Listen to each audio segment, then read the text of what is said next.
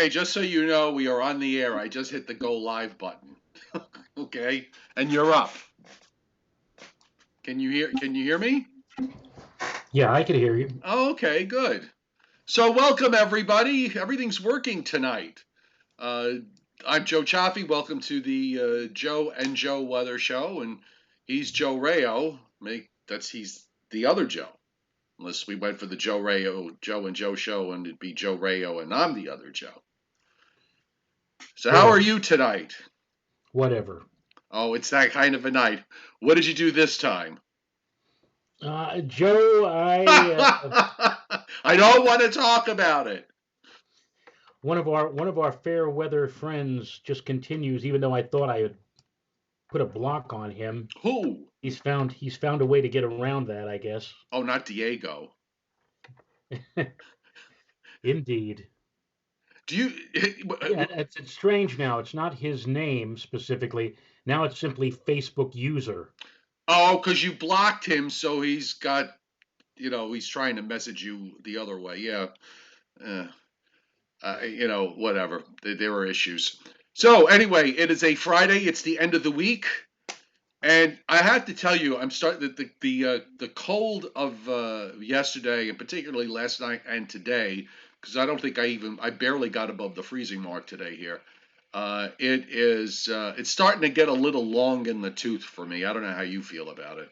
Well, we haven't had too many of these kind of days, and by the standards of February, it really isn't anything to write home about. So just put up with it, as it'll be pretty well over said and done by midday tomorrow. After a cold start, it looks like a nice day and almost like an early April day on Sunday.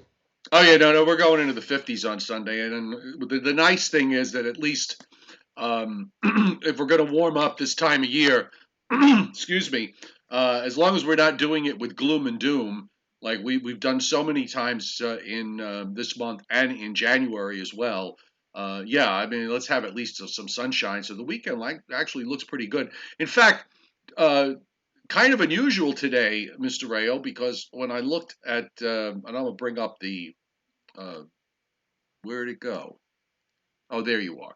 Okay, so I'm going to bring up the some of the maps from tonight, and I have to tell you, it's about as quiet as it can be from coast to coast. There's really so very little going on from the standpoint of anything.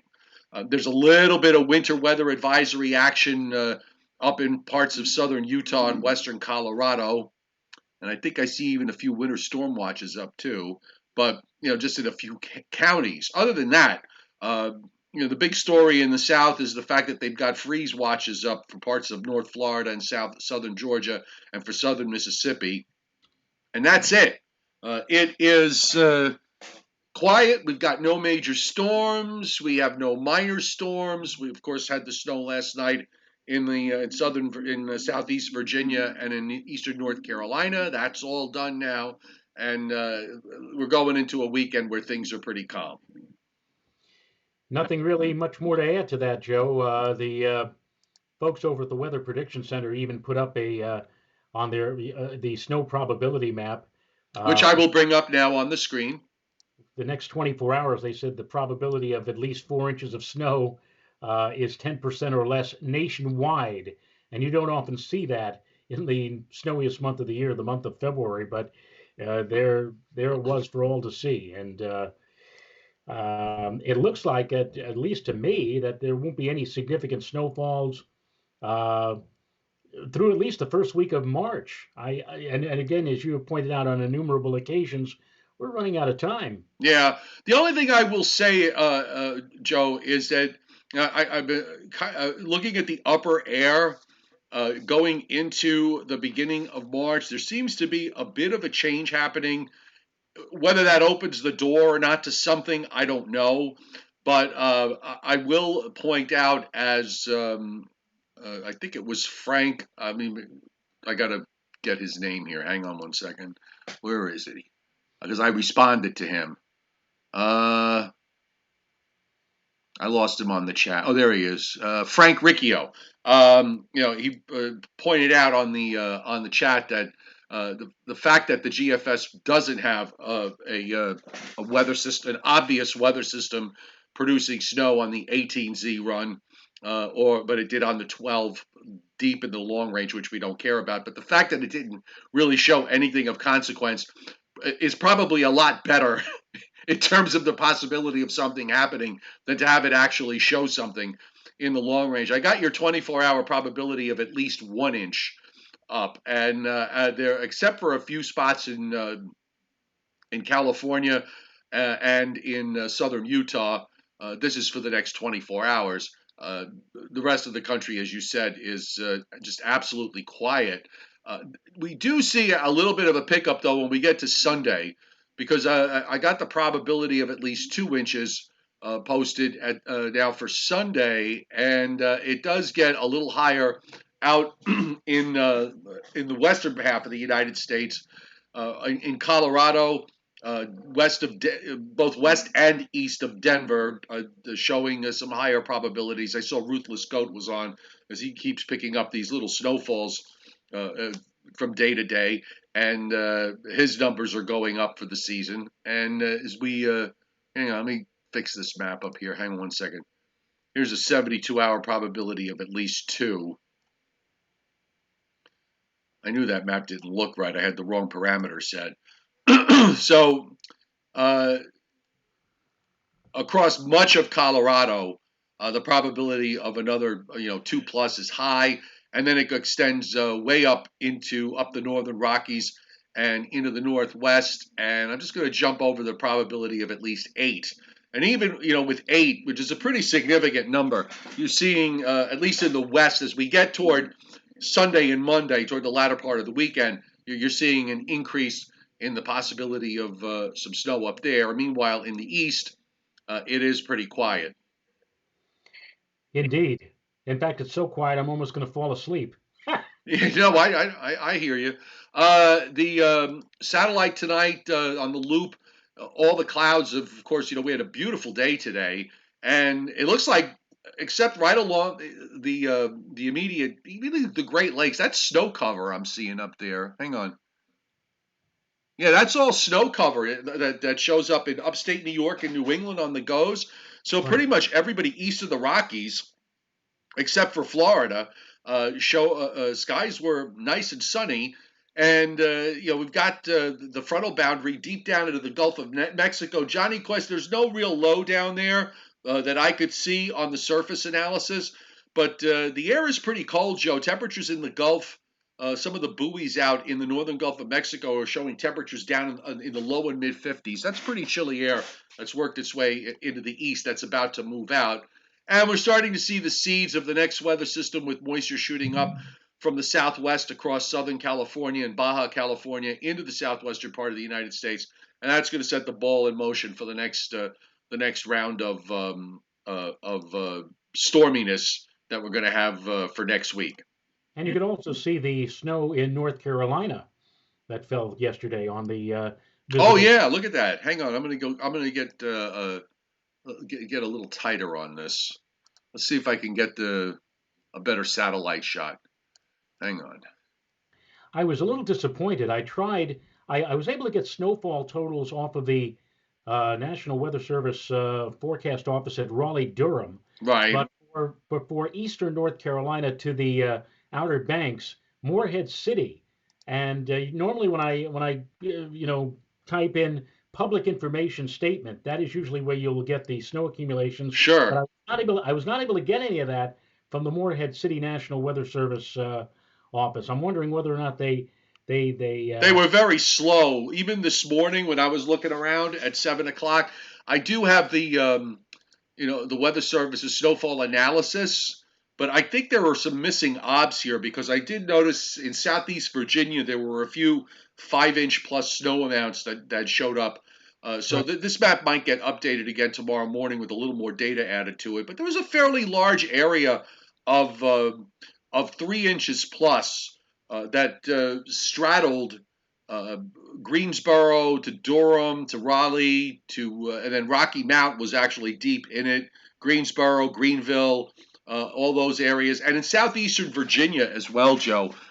West of Norfolk and Newport News, and south of Richmond, there was a cluster there of 3 to 5 inches down around Route 58, and also when you go down 85. I'm sorry, when you go down 95.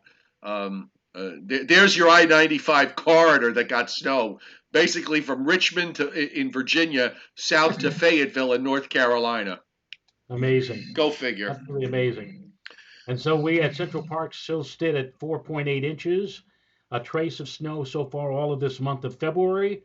Could be possibly the fifth trace measurement in the 150-year history of the New York City National Weather Service or U.S. Weather Bureau. And meanwhile, places like Rocky Mount and places, as you just pointed out, west of Norfolk, Virginia, they have more snow so far than we have seen, at least in the New York City metropolitan area. I personally up here have gotten 9.7 inches of snow.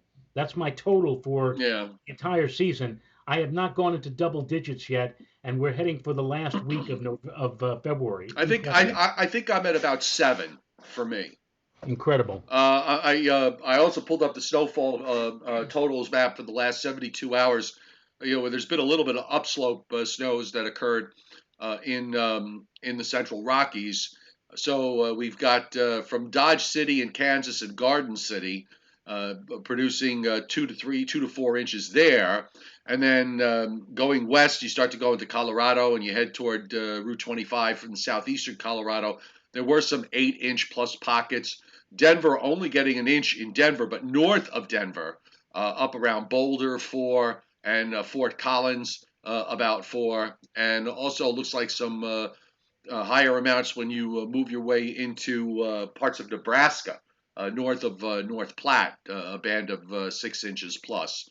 So that was really it. Is you get these, February does occasionally go into one of these modes where it gets very, very quiet for a stretch, and that seems to be where we are at this stage of the game. So the next thing is we just kind of rolling along on the radar tonight. The radar's really quiet. There's a little bit of precip shooting out into southern Arizona and New Mexico, and there's some showers off of Southern California. But the rest of the country is just absolutely bone dry that I can see. I mean, there might be some light stuff falling around someplace that the radar's not catching, but for the most part, it is very, very quiet.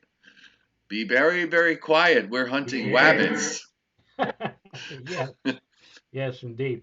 Hey, tonight's going to be a very clear night, and clearer than a lot of nights because I look at some uh, computer models that not only tell you about how much cloud cover there is, but also the transparency and the seeing conditions if you are an astronomer and looking skyward with your telescope. And tonight is going to be one of those exceptional nights, both in terms of seeing and also in terms of transparency. When you have a very transparent sky, not only is it just clear, but you're also, if you have an area where you're far away from bright lights, you get to see a whole bunch of much fainter stars with your naked eye. And this is going to be one of those nights. The only thing that I wish is that it wasn't so darn cold out there. I mean, in Oh some, yeah. I dropped to 15 this morning. It's probably going to be about the same tomorrow morning up around here. And let me tell you something. I have a big telescope in the garage. It ain't fun when it's 15 degrees to pull the telescope out, collimate and set everything up. When you're doing it in that kind of a cold weather pattern. But again, that's why it's so crystal clear out there because there's a bare minimum of any kind of haze and moisture in the air. But if you want to step outside for a few minutes tonight and just look skyward, it's going to be a real crystal clear, starry, transparent night. Well, just east of me, in West Hampton at excuse me, Gabreski Airport, it's already down to 19. And Yeah, your dew points, Joe, are all in the low and mid single digits yeah, at the moment. Danbury is at 27 with a dew point of 7. That's not too far from you. right. And Poughkeepsie's 32 with a dew point of 5. And I'm seeing, there's mid 20s up the Hudson Valley and across Connecticut. This is a radiation night for sure. It'll be probably every bit as cold as it was last night. And I'm just going down into Virginia and North Carolina. It's cold. I'm looking at these numbers in southeastern Virginia. It's in the mid and upper 20s in some places where there's snow cover. Can you just imagine? No, This whole area here. Now their dew points are in the mid 20s, so they probably won't shoot down that low or much lower. But it's just crazy here. They have snow cover on the ground. If we had snow cover on the ground with a night like this, we'd be down to single digits and near zero in most places. no question about it. And But you mentioned Danbury, and it's interesting on the Moss numbers, the model output statistical numbers that we use to help put our forecast together. The GFS Moss number for Danbury, the coldest of any place in the vicinity of the Hudson Valley. I mean, we have 11 degrees at Poughkeepsie, 16 for goodness sake at Montgomery. Montgomery usually is an ice box, but the forecast number tonight for them is 16, but Danbury 10, and they always seem to be, in terms of radiational nights, the coldest yeah, out of the whole region. I'm not sure why that is, but it will indeed be a cold night out there tonight, and again early tomorrow. A cold start to what will eventually turn out to be, I think, a very nice, milder afternoon. by the way, I'm looking at these. I brought the map down. I went all the way down into Florida right now, looking at 7 o'clock temperatures in northern Florida. Jacksonville is 46. What is that? Kissimmee Gateway Airport is 49. Melbourne is double nickels, and Port St. Lucie is 57. You have to go down to West Palm Beach where it's in the low 60s, and even Miami's just 63. I mean, so it's really chilly going all the way down into South Florida, but northern Florida is very cold tonight. This evening, we're in the mid 40s, and they're going to see temperatures down in the low 30s. Northerly winds. Up and down the coast. So when you get these coastal lows that go off the Carolinas like that and start to deepen, they literally drag down cold air from the north and just pull it all the way down into Florida. It's I guess the temperature goes below 60. The weighted comforters come out. Yeah, yeah, that's the new fad. Are these weighted blankets or weighted comforters? In fact, my daughter and my sister are very much into that sort of thing. No, Uh, I created one of my own. You sleep so much better. I keep the room at 60, 62, and a couple of blankets with a weighted comforter, and yeah, you sleep like a log. Yep, yep. Frank Riccio asks a question to both of us. Do you think there's any possibility of a mid-March huge storm like 1993 March superstorm? Let me answer that question right off the bat and say that, Frank, back in 92, 93, that particular winter, we kicked off that winter with a monstrous nor'easter in December of 92. And I know Joe remembers that very well. Yes. It was a major, and we also had a lot of storminess during that winter, during January and on into February, and then we finally had the crescendo, the superstorm of mid-March. So far this winter season, aside from that one big storm that we had at the very beginning of December that dumped all of that snow out, especially upstate New York, we've really not had anything. No, And you had that deep low a couple of weeks ago that ran up just inland of the coast, where we yeah, got down to a 972 pressure or whatever it was. There just doesn't seem, at least to me, Joe, and I was looking at the upper air, you don't have, I don't know, there just doesn't seem to be any mechanisms to trigger off some kind of super storm, or I'll settle for just a moderate system to come across at this point. But you're right. Usually storms beget storms. You're in a stormy pattern. Usually don't get just one. You get several or many. And yeah, the December storm. After that, you really just had the one back a couple of weeks ago. And that's really it in terms of a strong system. So I would lay it as a bet against at this point. I would agree with you. You're absolutely right. I think in a stormy weather pattern or in a stormy winter, one begets another and another and another. And this year, or at least this winter, we've had them few and far between. And right, a couple of weeks ago, we had that 970 or 972 millibar storm passing just to the north of where I am, up near Poughkeepsie. Hmm. And that really, the only thing that thing brought was gusting winds and maybe a couple of snow showers as the thing departed. But I really don't see, and those big storms in '92. That was when we were I think the longest out that the models went back in those days was like 10 days, Yeah, and those long range models back then picked up on the December '92 storm and the March '93 storm all the way out to like 10 days out. I right, mean, right.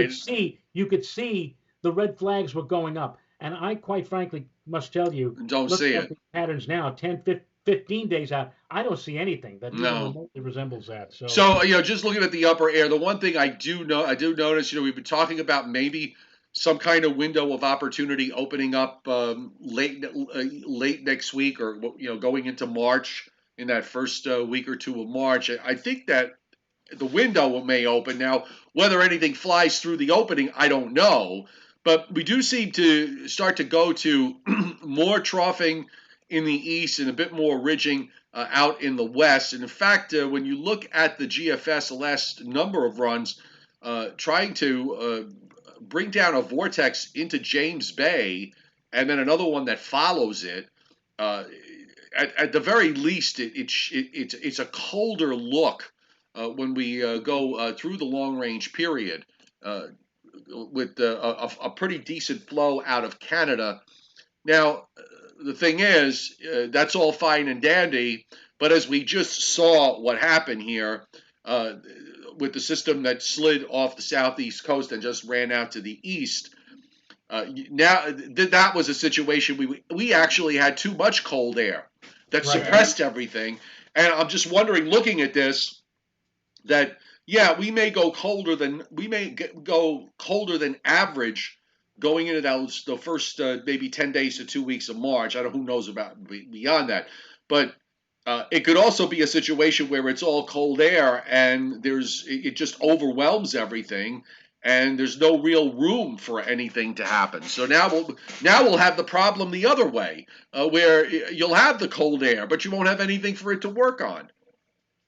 I don't know why I'm thinking this, but as you know, disappointing as this month has been, well, for the whole winter so far, for most winter or snow lovers here, I keep getting in the back of my head the idea that when we get into the beginning of April, that for some reason or another Oh, we something just will get a. show up. I'm sure something will show up. It I mean, didn't. but I mean, not just a few flakes. I mean, I'm talking about a legitimate kind of like maybe what we had in April of 1982, where we had a blizzard, a full scale Well, blizzard. look, that's going to mean that the whole regime up in the Arctic region with that polar vortex, which is still at least in the highest levels of the atmosphere, completely intact, that has to start breaking down. And once that start, just because it just has to start breaking down. And once that happens, perhaps that might set a little bit of chaos in motion, that you can get something weird to happen. Just following along through the weekend here in the east, and of course, I've just got the GFS up for tomorrow morning. And except for a little bit of precip in southern Arizona, southern California, and in a small corner in the Pacific Northwest and off the Florida coast, it's bone dry everywhere. And you've got high pressure that is off the moving into North Carolina, and eventually just going to kind of slide off the Carolina coast. So we get a nice warm up here. Now here comes that next energy from the southwest. It starts to move along for what looks like Monday night into Tuesday. That lead low, Joe, I mean, there's no cold air left. So obviously that's just going to be whatever, rain. It's nothing major. There is colder air that starts to come in, and you can just kind of see it here on the surface map,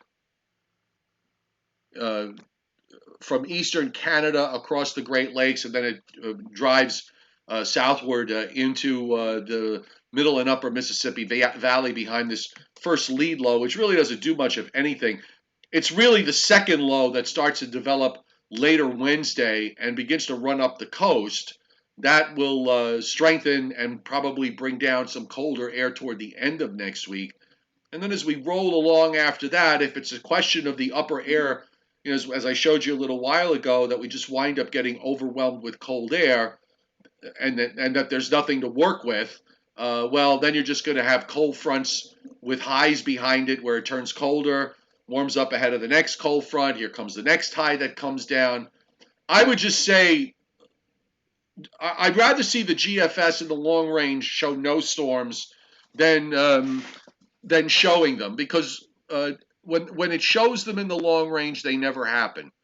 So why waste the energy of even entertaining it in the conversation that the GFS has got a storm at day 11 or day 12 or day 13 when you know that there's hardly any chance it's going to happen. So maybe it's better. I think it's better that it doesn't have anything. That maybe means it's missing something and it'll pick it up when we get closer in time. Let me ask a question because I've noticed that, and I try not to look, but out of curiosity, because of what I'm thinking for next week, Tuesday, Wednesday, and Thursday, I've noticed that a lot of the forecasts are saying that temperatures next week are going to be, at least in the immediate New York area, at or above 50 for a number of days. Uh, Monday, I don't question because Monday we'll probably have a fair day with lots of sunshine and temperatures at or even above 50 degrees. But Right. Tuesday, Wednesday, and Thursday, well, especially Tuesday and Wednesday, the warm front, the anticipated front, expected to move through and push us back into the 50s in spite of cloud cover and wet weather. I'm beginning to, we've had this pattern already 2 or 3 times where the front never did get fully through and we were stuck in the 40s. I'm thinking that for Tuesday and Wednesday of next week, we might not have temperatures get much higher than the mid or low 40s as opposed Listen, to I'll tell you something. I'm just, looking at this because this first low really weakens as it lifts northward. So that warm front, there isn't really much to it when right. we get to through Tuesday. Um, and then the winds start to go back around to the east and northeast. If you're going to bring a low, running up the coast or just inland of the coast on a frontal boundary, look, the only way it gets to 50, I would say, I would agree with you. I think the only way it gets to 50 is if it winds up that we get a deepening low that runs inside of the coast and somehow the warm front gets pushed all the way up. Uh, then yeah, maybe we'll get into the 50s. But I would agree with you, Joe. I think it's going to be a real struggle for that to happen if we wind up with a surface low that's right along the immediate coast or just inland of the coast or just offshore the coast because it's not like we're going to a southwest wind here. No, I don't Not think from what I can see. I don't think so. I think we're going to be stuck or mired in the 40s, not the 50s, for Tuesday and Wednesday. Now Thursday, that's a pretty interesting situation because the low passes almost directly over us and goes north of us, and then there's a sharp weather front moving through. We could very well see temperatures falling during the afternoon, and I could even see, not just showers, but snow showers of rain and changing eventually over to snow as Yeah, winds pick up. So yeah. That, if we wind up with a wrapped up low eventually, this is probably going to be another snowstorm for upstate New York, north of I-90 and northern New England. Uh, Certainly, the GFS would be supportive of that. The European, to a lesser extent, I think, gives you the same kind of idea. But listen, I had no problem with what you're saying. I could see how this all pans out along those lines. But normally I say, and you've said it too, that we try not to look at anybody else's outlook or forecast because you don't want to be biased or say, oh, what am I doing? But I came up with this outlook on my own yeah, mid-afternoon, and I kept looking at it and looking at it and saying, I wonder. I'm just out of curiosity, and I did check out, all of the other forecasts on the local tube tonight, all going for temperatures next week into the 50s. And I'm saying, we just had this not just once but a few times where the warm front never got through. And we got stuck in the 40s instead of the promised 50. And I think we're going to look at a repeat performance of that again next week. So I'd say enjoy tomorrow, which will be a nice warm up after a cold start. Enjoy Sunday, which will get into the low 50s at least. I'm talking about the Hudson Valley now. 50 again on Monday, and then we've got two, maybe three. May I use the term drab days coming up with clouds, much cooler temperatures, kind of a raw kind of couple of days. yeah. And Thursday will be interesting to see what we get in terms of both wind and in terms of precipitation. Well, Again, we could see showers changing over to flurries as I think the temperatures take a fall in the wake of a sharp cold front early on Thursday morning. the Moss numbers. I was just looking at the Moss extended just for Newark. So 55 for Sunday. Hmm. Okay, 50 for Monday, 48 Tuesday, 50 Wednesday, 51 Thursday, 38 Friday. These are highs. Right. So it's not like the bosses are shooting numbers up in the mid and upper 50s here. And I'm just going to run up a couple of other spots. I just want to look at Atlantic City. I mean, they're way south, but Atlantic City 56 Sunday, 58 Monday, 57 Tuesday, 56 Wednesday, 51 Thursday, 40 on Friday for a high. And we'll bring up somebody from your neck of the woods here and mine. So we'll go to let's see. All right, so White Plains, okay, Right. 47 for Sunday for White Plains. I know they're usually cooler, and there might even be some sea breeze issues on Sunday afternoon. By the Let's way, let's. By the way, I've said this before. I'll say it again. I'm not exactly sure why Westchester County Airport is called White Plains because the airport itself, it's not anywhere near Harrison, White Plains. It's it's outside, in right? It's in Harrison. Harrison, and they get They get uh, that wind off the sound. exactly. They are subjected to that. My news director, one of the best people I've ever worked for, Janine Rose at News 12 Westchester, and there were times when she was always watching the local New York stations calling for, let's say, record highs, and she would just arbitrarily think that it was going to be the same for Westchester County. And of course, Right. our weather primary weather reporting station was Westchester Airport, HPN, White Plains. And I'd go into her office and say, "So how much did we get? Did we break the record?" I'd say, "No, Janine, we weren't." I'd say we were actually one of the chilliest places. How could that be, Joe? How could that? And I had to explain it. I said, Janine, it's that wind off of Long Island Sound. Now, places inland like Poughkeepsie and Danbury and even Montgomery, they were so much warmer than White Right. Plains. White Plains stuck out like a sore thumb. But I got Montgomery's numbers right here in front of me. So look, 49 Sunday, 49 Monday, 44 Tuesday, 46 Wednesday, 47 Thursday, only 34 for a high on Friday. Right. So I agree with you. I think pushing 50s every day is going to be a pretty tough sell. And by the way, I get the same thing you get here on Long Island, especially in the springtime, because you get these days where it makes it to 70 or better from New York City west, and out here it doesn't even get out of the upper 40s and low 50s. You got a screaming south wind coming in off the 42-degree ocean or whatever it And is. everybody is basking in the wonderful springtime temperatures that are occurring in late March or early April. And meanwhile, folks like you, or places that are right down by the South Shore, the East End, are stuck with temperatures that are, quote, freezing. And you know what kills me? I think what kills me about it is that this happens out here every single year. Okay. I mean, I know people that have been out here all their lives, and every year they say the same thing, which is we never have a real spring. And every year I say the same thing. That's because we've never had a real spring. I don't even know what the definition of a real spring is other than what you're getting. That's what it is. Okay. It is a miserable, miserable time of year here, the springtime on Long Island. It just is. Right. Especially the further east and south you go, where you're exposed to all the shore elements and the sea breeze. But it just amazes me that I mean, I know you and I pay attention to all this stuff. You would think after something happens 20 or 30 times in a row, you would get the message that it just doesn't happen. This is how the weather is out here in the spring. It's a horrible time of year. I don't know. It's just me. I guess I'm just getting too grumpy in my old age. All right, so the chairman's not here tonight. Scott Briller's visiting a friend of his who is ill, and we send them our best. And so we've got Briller Jeopardy. So on this date in 2018, Mr. Rayo, 28, yes, it's 2018 on this date, Central Park said in New York City set this record. Good luck. 2018. 28. Oh, this is not fair, Joe. Why?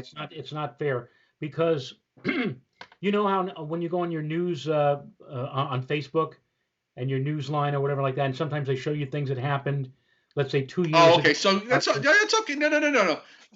That's not, which is perfectly fine. Whatever information you are gathered before you are on the air is totally legal. So the answer is The answer is a very unusually warm day on this day, what, 2 years ago in 2018? yes. Yeah, I think Newark Airport hit 70 on this day. No, 80. I thought they 80 got to degrees? 80.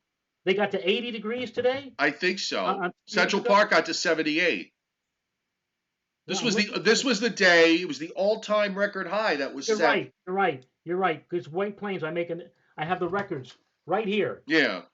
And my records show that on this day in 28 to 19 2018, HPN 77 degrees. You're right. Right. And then of course the weather pattern degenerated as we got into March. Then we had those for the four nor'easters Right. in 2018. Right. So that came off an all-time record high that was set on the 21st. And by the way, this was an interesting thing. It took till April to get the next time we got to 70 degrees again. And Crazy. you know something that led me to thinking today that the fact that this particular month is, as it has been above average, but by the same token, um, we've had Februarys in the past where we've gotten into the 60s for a couple of days in one of these warm spells. We haven't really seen that, and I don't know that we will. We get that odd couple of days when you're in a warmer than normal pattern in February that you get send temperatures up in the 60s. We're not seeing that this year. We are above average, but it's not. We're not blowtorching, to oblivion like we did back in 2018. And Timothy Veltman, by the way. So now we have Veltman Jeopardy also. Um, so he actually went the other way. So what was the hottest temperature? Um, what was the hottest temperature? Oh, hold on a second. He kind of didn't word it right. Let me read the answer is. The answer. Uh, okay, the hottest temperature in the state of New York.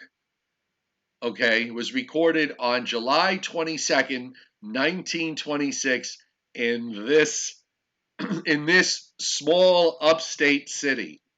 Good luck. Not New York. Not New York. Not New York. Well, that's interesting. Not New York City. In this upstate. Right. So upstate, might I presume then upstate could be Poughkeepsie Yes, or but you can go. You got to go further north than that. Albany. It could be. You know what? Just for the heck of it, I'm gonna. Well, Buffalo or Rochester, No, no, no, Messina. How's no, that? no. That's That's way that's up really there. that's way up. Actually, it was not too far from Albany. Not too far from Albany. Right. Glens Falls, No. Should I uh, should I just give it to you? Saranac Lake. Latham. Latham. Latham, New York. No, I'm just joking. Oh, Coxsackie. One of the worst names. I'm sorry. With all due respect to the folks who live there, you got to do something about the name of your town. yeah. Okay, it's a Hey, business. we have a here in the Hudson Valley, we have a place called Succabone Corners. I Say I that I 10 times, I used that place once on New 12, and they said, and don't you ever know, use that again. I actually said, you remember John Coleman used to say, the late great John Yes, Coleman, and said, "Hey, here's the forecast for one of my favorite towns." yes. On that one night, I was giving the temperatures, and I said, and in one of my favorite towns, Succabone Corners, I got called into Janine's office afterward and said, "Joe, where did you pick that up?" There's, there's a Succabone Corners, Janine, in Westchester County. He said, "Joe, don't ever use that place again." Well, it's Troy, New York. Troy. Troy, Okay. 108 on July 22nd, 1926. 107 has been observed in Lewiston, Elmira, Poughkeepsie, and of course, behind the jet engine at LaGuardia. The record coldest temperature is -52 at Stillwater Reservoir in northern Herkimer County on Okay. February 9th, 1934, which would match the minus 15 down here, and also at Old Forge, which is also in northern Herkimer County. On February 18th, 1979, which preceded the President's Day storm, which never got up there, barely got to north of New York City, for that matter. But that's Veltman Jeopardy. Okay. Okay. So don't everybody, we can't have everybody shooting Jeopardy here. So otherwise we'll be here all night. But And that we 107, I remember the 107 at LaGuardia in 1966. I think it was either July 3rd or July 4th, 1966.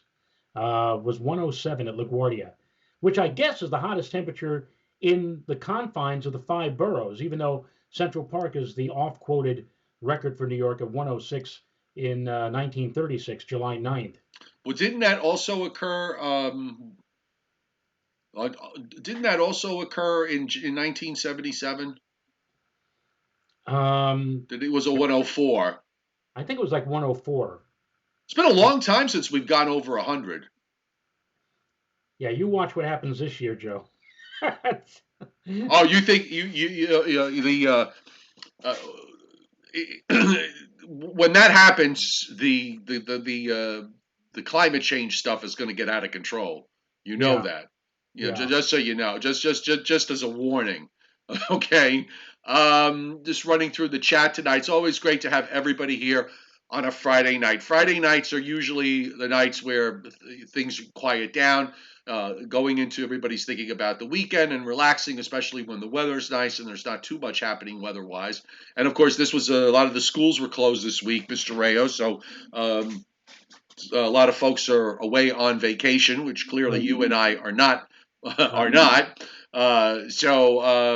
So thank you everybody for taking the time out to join us. Oh, and by the way, go ahead. do you remember the episode of the Flintstones where it was exceedingly hot and Fred was looking forward, and as he was coming home from work, he was looking forward to one thing. What was he looking forward to? Oh, something cool to drink? Right. And what was that thing that he was looking forward to, that particular beverage? That's right, Joe. Fred was looking forward to getting this. Oh, a cactus cooler. Can you believe Really? Where'd you Cac- find that? cactus cool? I used to tell this story to my brother-in-law, Renata's older brother John, about how Fred would come home. He was looking forward to going into his icebox and grabbing a swig of cactus cooler and finding that it was gone. Right. And what happened? Wilma gave the last bit of cactus cooler to Barney. And so now Fred goes next door, growling like a bear, looking for that cactus cooler. Barney is washing his car, right? And he sees a bottle on top of Barney's car and he says, "Aha! I got it before you did." And he grabs the bottle and starts chucking it down. And Barney's saying, "No, Fred, no, don't drink that." And he drinks the whole bottle. And Fred says, "Ah." He said, "Well, I got it all before you did, Rubble." And Barney says, "Fred, can I ask you one question? You better make it a good one because it's the last thing you'll ever be able to ask me." "All right, Fred, why did you drink my car polish?" Oh. And Fred says, "Car polish! Barney, do something, do something." And what did Barney say? What did Barney say? "I'll get a chamois." I got a chamois. Oh my god. I told the story so many times to my brother-in-law, and then last Christmas, he wheels in my present. Telling you, he wheels it. And what did he wheel in? 4 cases Of cactus cooler. of cactus. Have you drank that? What does it taste like? What is it actually? It's orange pineapple blast. It's really a very good cola. I said, "Where the heck did you find this?" And apparently, it's put out by a company out west somewhere. Oh yeah, I mean you can find. There's probably you can find all that. So if any I'm of sure you if you ever look wanted, hard enough, you'll find it. if any of you ever wanted cactus cola It's out there. You'll just have to find it. Go Google it or whatever. Stuart Blair wants to know how much snow are we getting on Wednesday in central Indiana. The Weather Channel has it already figured out, 1 to 3 inches. I will tell you, Stuart, that the Weather Prediction Center does have a 10 to 30% chance of at least 2 inches for the whole state of Indiana. I want to see how this next storm system plays out before I put anything on the table. It's a little bit too early. I don't know why they put numbers out 5 days. I mean, I know why they put numbers out 5 days out. Because they have to. Because they have to Yeah. by order of the bean counters. But By the way, I'm on the chat board. My wife said it's delicious. oh Believe my God, wife. oh Lord. So oh, there she is. Yes, Mrs. Rayo is on board. Oh, Yeah. by the way, I'm gonna do this. I couldn't do it today because I need somebody else to hold the camera. But because a couple of people have asked me, I made meatballs today because I had about what? Adam Toskin is watching Oh, that's you. fine. No, Adam and I. No, but it's copyrighted. I believe.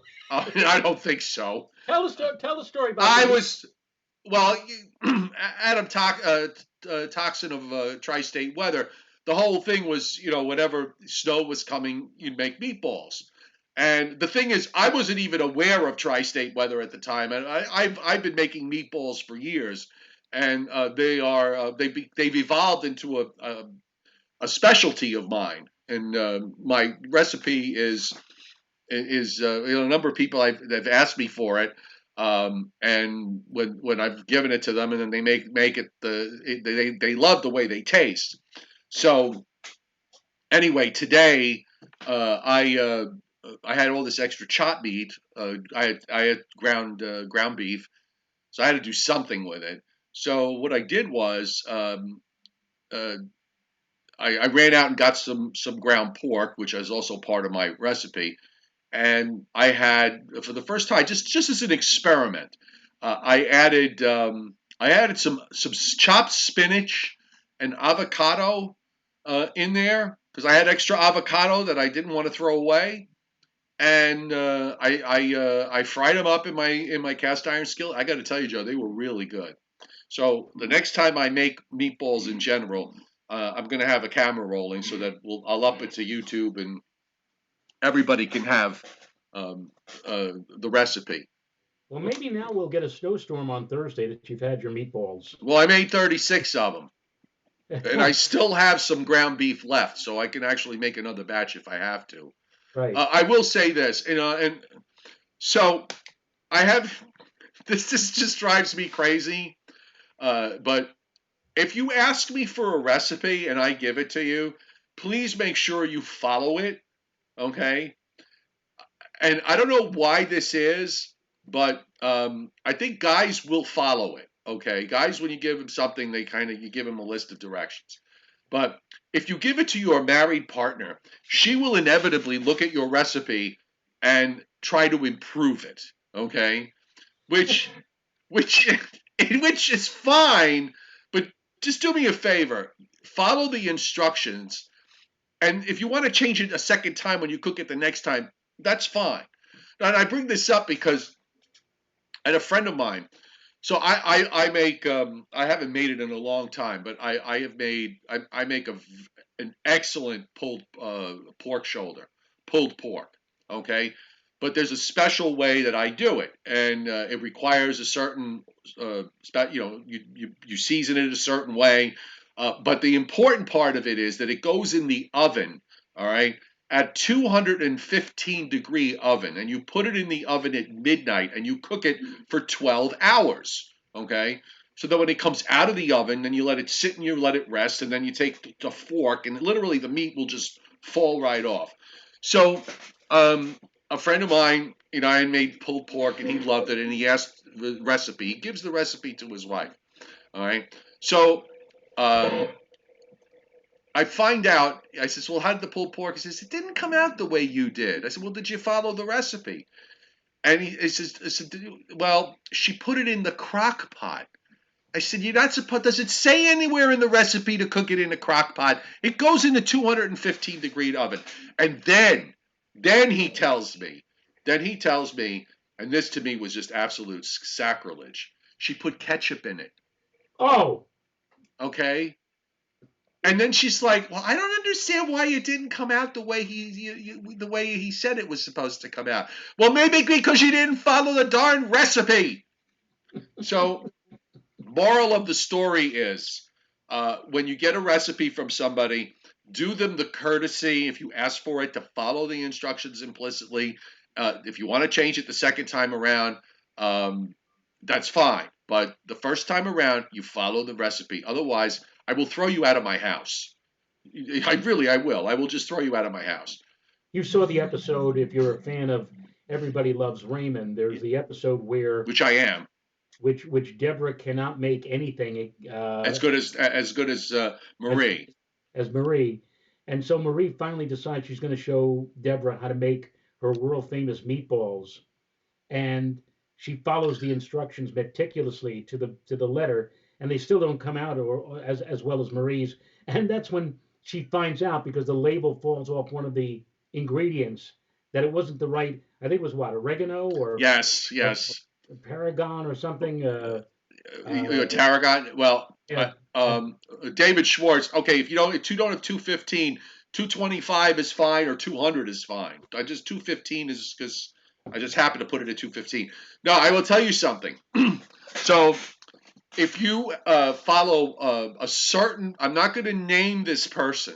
Okay, I am not going to name this person, but there are the recipes.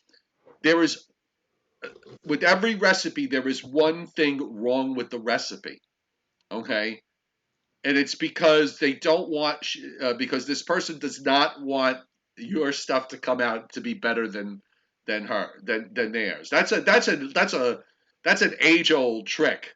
A lot of cooks, they'll give a recipe out, they'll leave one thing out, um, or they might not be specific about a certain item. For example, there was a popover recipe. I love popovers. Okay, there was a popover recipe. If you follow the recipe verbatim, okay, the batter is like water. You can't do anything with it.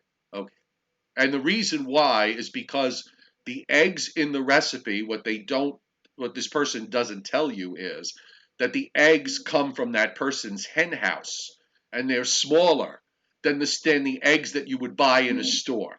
So you wind up basically, you screw it up because you wind up using too much eggs. See, there's a lot of evil in the cooking world. Okay. in that episode of Raymond, Raymond asks Deborah, wouldn't it just be simple enough to leave an ingredient out? And Deborah says, well, for an amateur. He said, oh my God, he's a genius.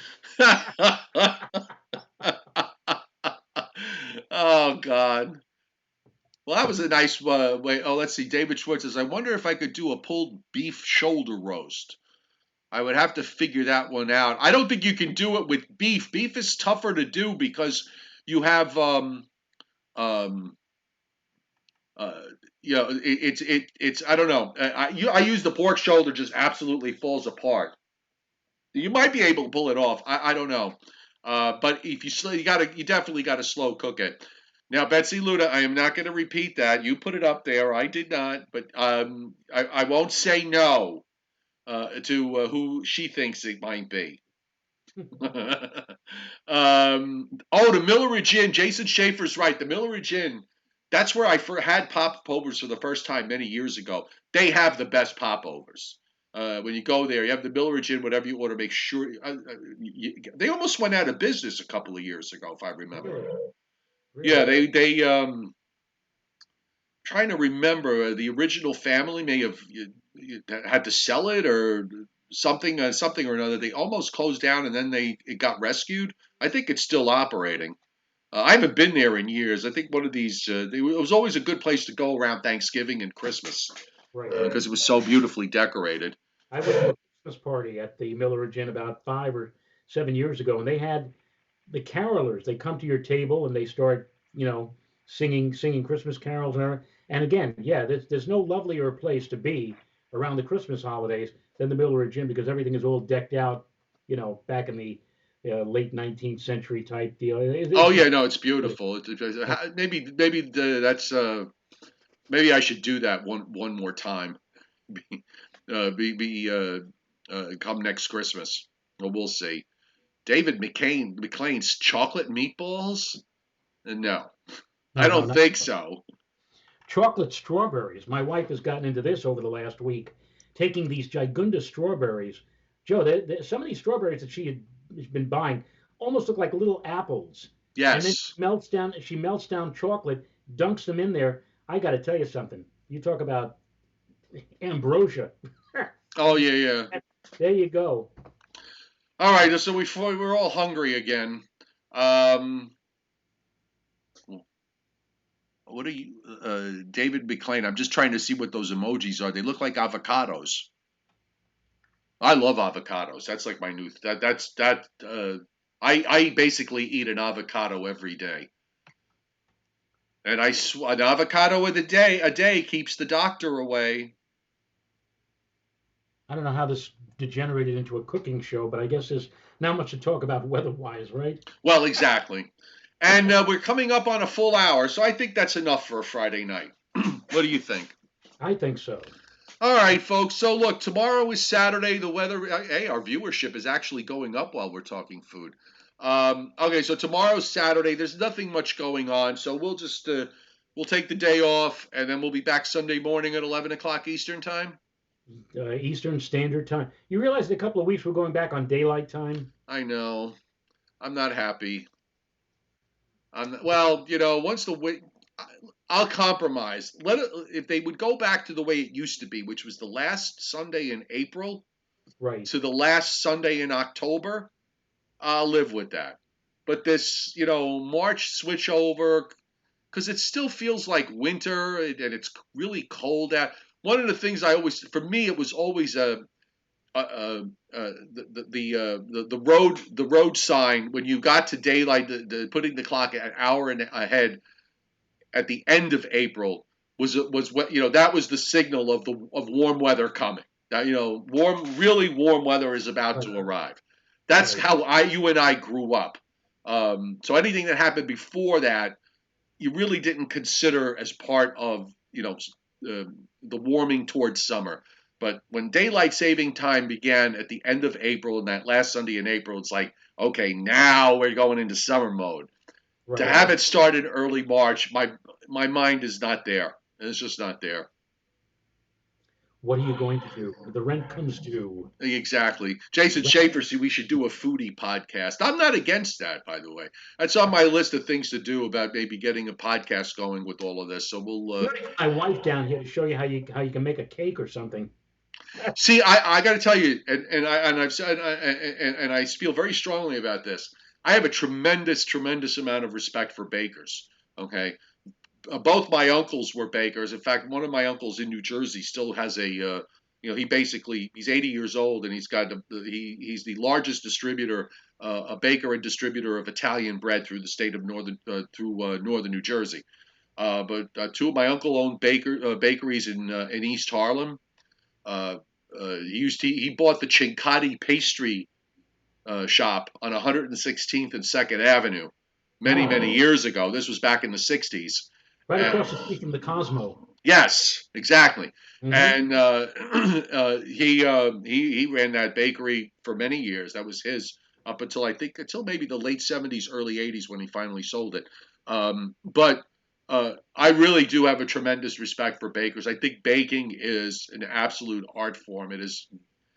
It's very hard. Everything when you bake, everything has got to be perfect. One thing is off, everything is off. You can't even tiptoe in the kitchen when you're baking certain things in the oven because that would create a mass calamity Right. possibility. So I really for years I watched my wife used to she'd make apple pies from scratch and all these wonderful things. And I'm not a big sweets guy, but uh, it really takes a lot. It's a lot of work. to bake, and it's it requires. I think it requires a tremendous amount of effort and concentration and brain power. Now you tell Mrs. Rayo I said that because she made that incredible that what was it that butter pecan cake, Right. right? It was the most outrageous, amazing thing I have ever tasted. And I'm not a sweets person, and I'm not a cake person. But that was insane. That was so good. It had a dairy farm worth of butter in it. It was so good. We'll see, we'll see what she can whip up in the days to come here. Well, you enjoy. Have a good Saturday. Everybody, thanks for being here tonight. Really appreciate it. We'll see you Sunday morning on Coffee with Joe and Joe at 11 o'clock Eastern Time. Okay? That's on Sunday. Good night, everybody. 11 a.m. Eastern, 10 a.m. Central. Right. 8 a.m. Pacific Time. Now all we need is the NBC Peacock to be going. Yes, All yes. right. Take it easy, Joe. Good night, everybody.